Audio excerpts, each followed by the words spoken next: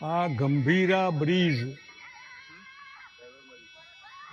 આણંદથી વડોદરા વચ્ચેનો જે તૂટી ગયો સરકારી બેદરકારીના લીધે એની મા જે પોતાના દીકરા માટે વલખા મારે છે, આર્તનાદ કરે છે કે મારો દીકરો ડૂબી ગયો. આ માનું શું થશે ખબર નહીં, પણ જે રીતે મા પોતાના દીકરાનો અત્યારે હાલ અંદરથી આર્તનાદ કરે છે, મારો દીકરો ડૂબી ગયો, આના માટે જવાબદાર કોણ? અને હું માનું ત્યાં સુધી આજની બેદરકાર સરકાર, જેને આ ચિંતા કરવી જોઈએ, એ અધિકારી હોય કે ઇલેક્ટેડ રિપ્રેઝેન્ટેટિવ પ્રતિનિધિઓ હોય, આ એમની જવાબદારી છે. અને હું માનું ત્યાં સુધી છેલ્લા 30 વર્ષથી સતત એક જ પાર્ટીનું રાજ્ય હોવાથી ન પ્રજાના પ્રતિનિધિઓને પડેલી છે કે ન સરકારી તંત્રને પડેલી. લોકો મરે કે જીવે એમને કોઈ સાડાબારી નથી.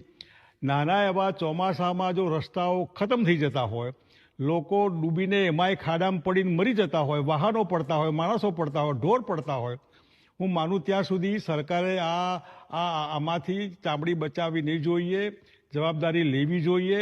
અને આ એક બ્રિજ નથી, અમદાવાદના હાટકેશ્વર બ્રિજમાં કરોડો રૂપિયા પ્રજાના પૈસાનું આધણ કર્યું. તમે ધ્યાન શું રાખો છો?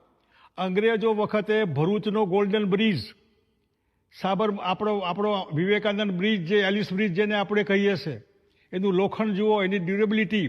દરેક ઠેકાણે જ્યારે તારીખ લખેલી હોય કે આ તારીખે શરૂ થયું, આ તારીખે પતી જવાનું, એના પછીની જવાબદારી સરકારની પોતાની થાય. સરકાર ઉપર 302નો કેસ કરશે એની માં પોતાનો દીકરો ડૂબી ગયો એના માટે. ઓવરટાઈમ તમે જો આ બ્રિજ બંધ ન કરવાના હોય, બ્રિજનું મેન્ટેનન્સ ન કરવાના હોય, આવા ગુજરાતમાં એક નહીં અનેક ઠેકાણે.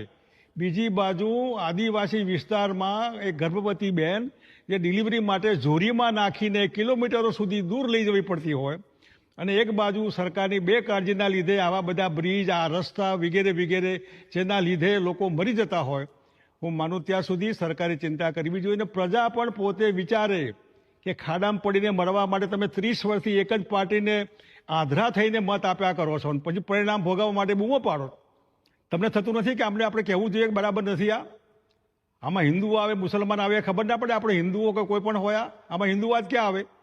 એટલા માટે કે સરકારે આ પ્રમાણે વધારે પડતો આત્મવિશ્વાસ, કારણ કે પ્રજાને ટેકન ફોર ગ્રાન્ટેડ માની ચાલે. લોકો ક્યાં જવાના? જખમાઈને મત આપવાના. જખમાઈને મત આપવાના હોય તો પછી આવી મરવાની તૈયારી રાખવી પડે. એટલે હું ગુજરાતની પ્રજાને કહીશ કે મહેરબાની કરીને જ્યાં જ્યાં આવું હોય ત્યાં તમે પોતે સરકારનું ધ્યાન દોરો. તમે પોતે બોર્ડ લગાવો કે અહીં ભયજનક છે, મહેરબાની કરીને આ રસ્તા ઉપર જવું નહીં, આ બ્રિજ ઉપર જવું નહીં, આ નદીમાં પૂર આવે તો ક્રોસ કરવું નહીં. જે જવાબદારી સરકારની છે, સરકાર તો બનાવટી છે, ફેક છે, બધું જ બનાવટી. આ બ્રિજ પણ બનાવટી કહીએ તો નવાય નહીં. એટલે નવા જે બની રહ્યા છે એ બી તૂટી રહ્યા છે. હમણાં જ એક બ્રિજ નવો બનતો તૂટી ગયો હતો. કોણ જવાબદાર આના માટે? એટલા માટે ગુજરાતની જનતા, શાણી જનતા, વિકાસશીલ દુનિયામાં વહેતી આપણી આ પબ્લિક, એને પોતે વિચારવું જોઈએ કે આવું જે કંઈ હોય એમાં સરકારને બરાબર ખેંચીને ઉઘરાણી કરવી જોઈએ.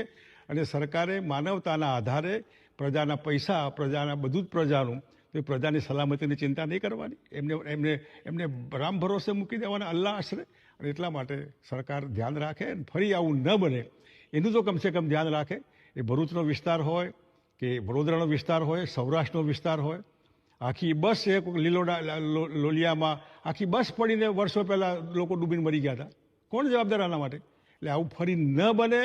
બન્યા પછી વળી પાછી ઉઘરાણી એટલી સરકાર તાકીદ કરે તો પ્રજા ઉપર એમની મહેરબાની ગણાશે. ધન્યવાદ.